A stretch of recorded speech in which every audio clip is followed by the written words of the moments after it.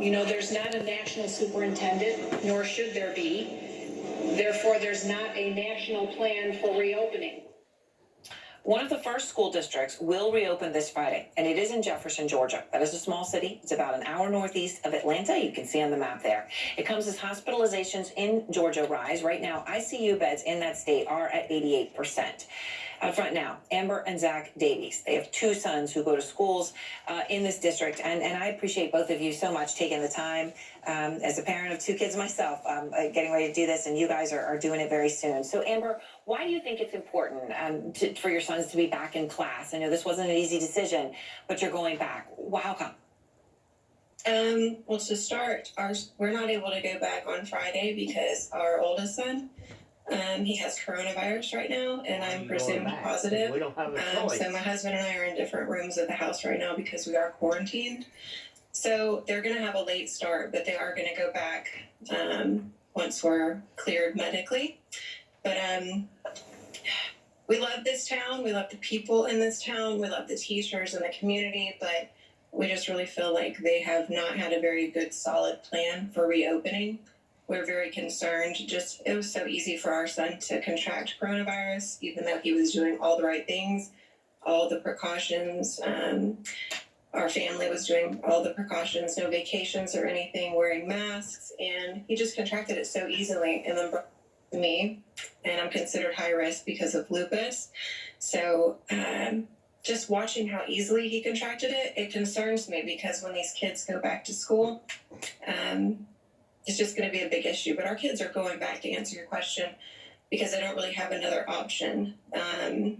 We were told initially that there was no virtual option, and that everybody would be in class, and that if we wanted, we needed to contact the special education department, and I didn't want to put my kids in special education.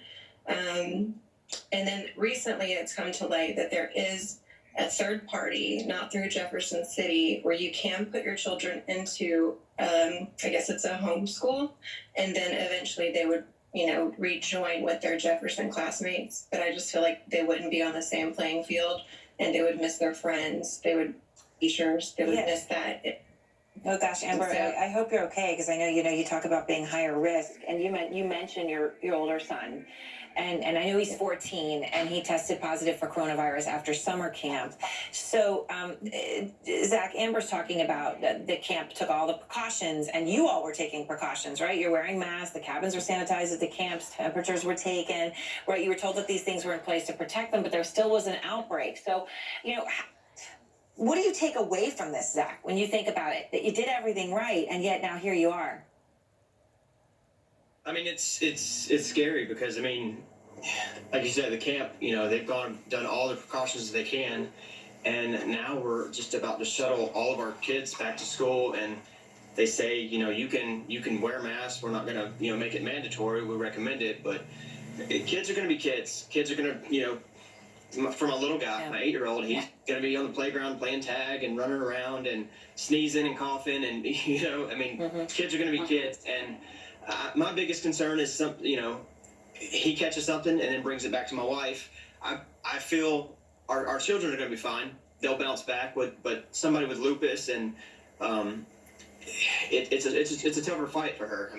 A common cold for me and you, we're down, maybe 2 days, something like that. For her, it's we're looking at weeks, and it's scary. And if you look at the NBA, they're playing in a bubble right now. NFL players have people opting out of contracts because they feel it's unsafe.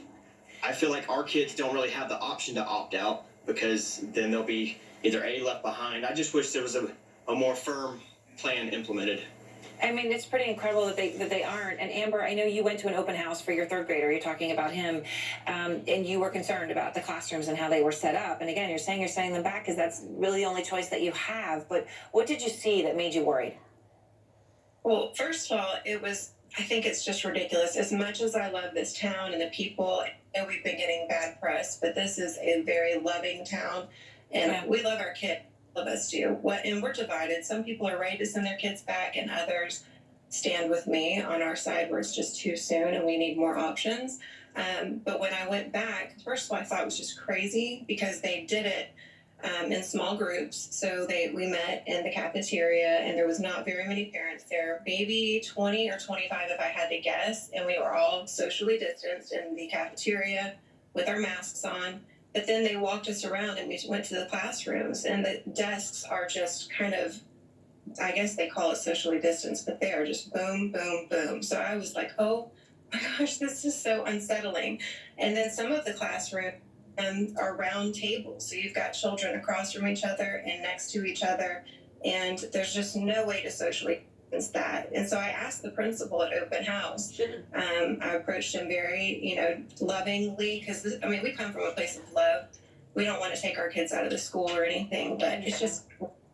So I went to the principal and just said, what is your plan for the school buses? How can you social distance on a school bus when you have 3 to 4 children per seat? And he said, we're doing the best that we can. And I could tell he did not want to discuss it, so I just, went about my way.